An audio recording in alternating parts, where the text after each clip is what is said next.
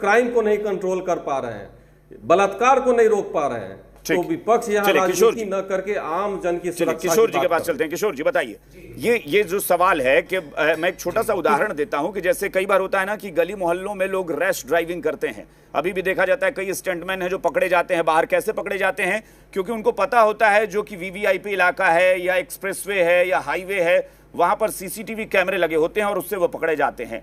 डर होता है। मोहल्लों में तो आप कर लेते हैं गुंडागर्दी, लेकिन आप कहीं ऐसी जगह पर डरते हैं कि जहां कहीं कैमरे की नजर में ना आ जाएं।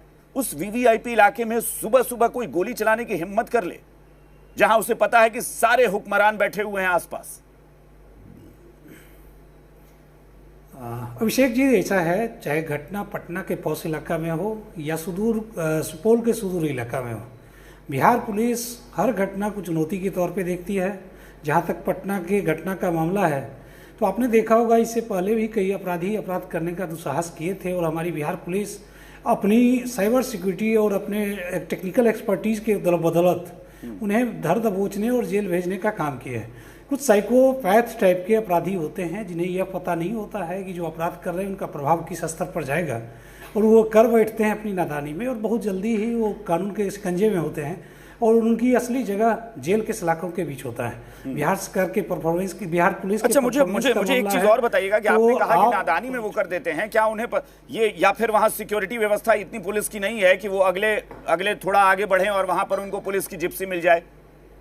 ऐसा भी तो हो सकता था। वो वीवीआईपी इलाका है तो क्या कहीं पुलिस नहीं थी कि वो गोली चलाते हैं, फायरिंग की आवाज होती है और कहीं पुलिस पकड़ नहीं पाती, फरार हो जाते हैं? अभिषेक जी, शायद आप नोएडा के स्टूडियो में बैठे हैं। जिस जगह घटना घटी है उसके बगल में एक स्लम इलाका भी है। मुझे पता है बहुत अच्छे से। मैं नोएडा के स्टूडियो में बैठा हूं, इसका मतलब ये नहीं कि मैं पटना ही रहा हूं। पटना ही पढ़ाई लिखाई मेरी सब पटना से। तो आप जिस जगह की चर्चा कर रहे हैं, जिस जगह की चर्चा कर रहा हूं वहां पर इतना जरूर है कि उस पूरे घेरे में अगर पुलिस की जिप्सी तैनात हो तो उस पूरे वीवीआईपी इलाके के दायरे से बाहर कोई नहीं निकलकर भाग सकता अगर वो जिप्सी तैनात हो तो।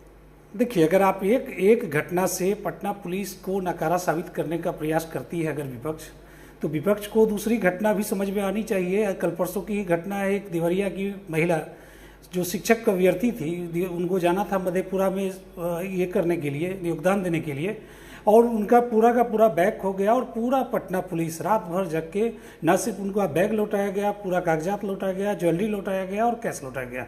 तो घटना होती है और घटना को पोस्ट इंसिडेंट हमारी पुलिस बहुत ही मुस्तैदी के साथ उसको आइडेंटिफाई करती है कल्प्रिट को और उन्हें कानून के शिकंजे में किशोर जी, मुझे समझ में अभी भी नहीं आ रहा है कि आप लोग, मैं सबकी बात कर रहा हूं, आप लोग ये जो बार बार कह रहे हैं कि पटना पुलिस मामलों का खुलासा भी करती है या बिहार पुलिस कार्रवाई भी करती है, कौन इनकार कर रहा है?